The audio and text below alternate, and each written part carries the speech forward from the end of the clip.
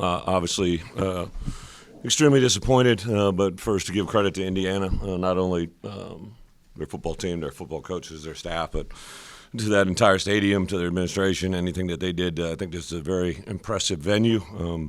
Obviously, we didn't start off good, which added fuel to the fire, but, I've been around this league a long time, and that was a very, very impressive atmosphere to be in.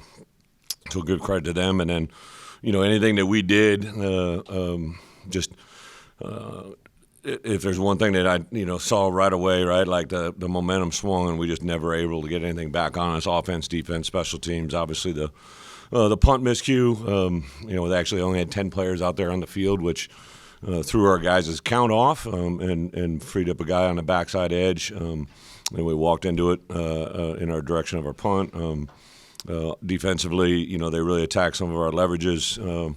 And some of the things we'd obviously put on film, they had a good plan for. I thought this staff, has really traditionally over time, over watching them the last couple of years, have taken advantage of what you give them as good as anybody. So we've got to really assess what we do defensively, and then offensively we just never got anything going.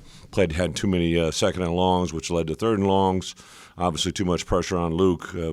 We can't play a game like this, so we got to really look at our protections and what we're asking our guys to do.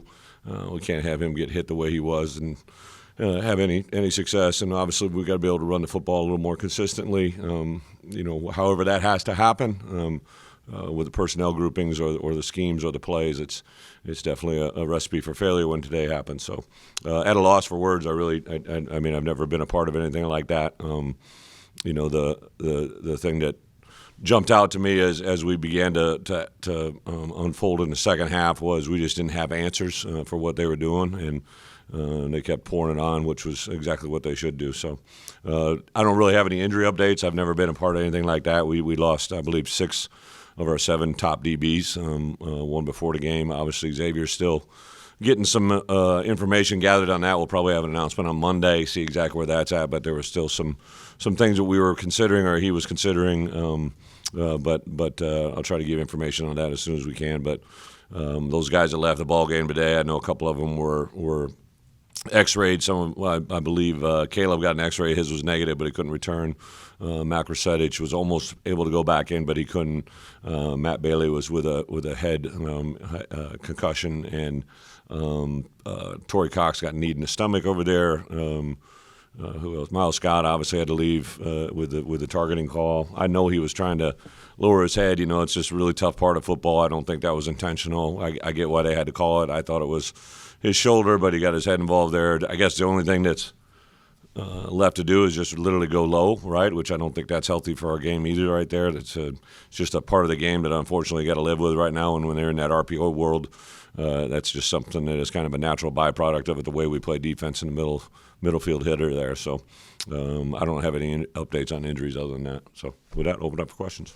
Brett, you had 5 offensive linemen returning, 16 sacks through 4 games.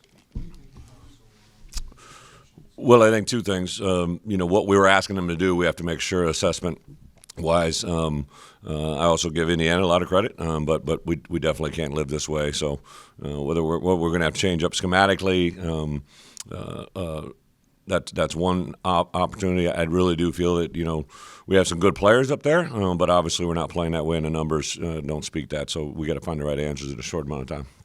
You were able to make some second half adjustments the last 2 weeks. Successfully, what's from that? Yeah, I think when they scored right away in that first drive in the second half, again a couple of the same things that hurt us in the first half. Some big play opportunities, obviously. I think we just kept constantly playing behind the sticks. It seems like they were second and medium, second and short, and converted on third downs. I know there was a 3rd and 4 right there to start the second half that really kind of caught us on our heels, and then obviously the 4th down conversion was a big one as well. We didn't see Aiden today. Was that helpful? Yeah, he cleared. He went through warm-ups, but I think coming out of the warm-ups, he just didn't feel like he could open up and go. I know he was real close. I think he actually practiced Wednesday and Thursday.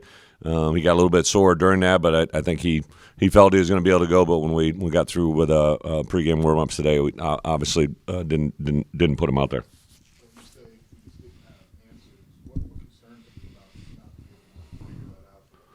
Well, obviously we did a lot to get to this point, and I told our guys, driving over here yesterday on the bus, I was excited to see this team play, and excited to play in this environment. But the way it unfolded, it looked like we just didn't belong in that moment, and that was the concerning part to me. And I think the biggest thing that we have to do is, if we have good players, which I think we do, we have to be able to let them play fast. If we're giving them too much and they aren't able to perform because we're clouding them with anything that's in their head before the ball is snapped, I think that's something we got to really look at closely. I would rather do very few things and do them very, very well and be efficient in what we're doing than try to do too much. What is the balance of, you also say you're in the game last year, you lost some guys late in this game. What is the balance of whether to play guys late in the game or? Yeah, we literally didn't have any corners. I think we brought 10 DBs and 7 of them left the game, or 6 of them left the game. We had some guys that we were planning on just using them in special teams, but I've never been a part of anything like that. So it's just unfortunately, Matt was out there and he got a concussion, but we were also trying to make a stop, and because Sabor was his backup, Sabor was now playing a free safety after we lost Miles and Mac Rusetich, and then actually the third free safety is Grayson Griffin, and we lost him as well too. So the only 3 free safeties usually bring three guys at every position, and those 3 guys were lost at that one position.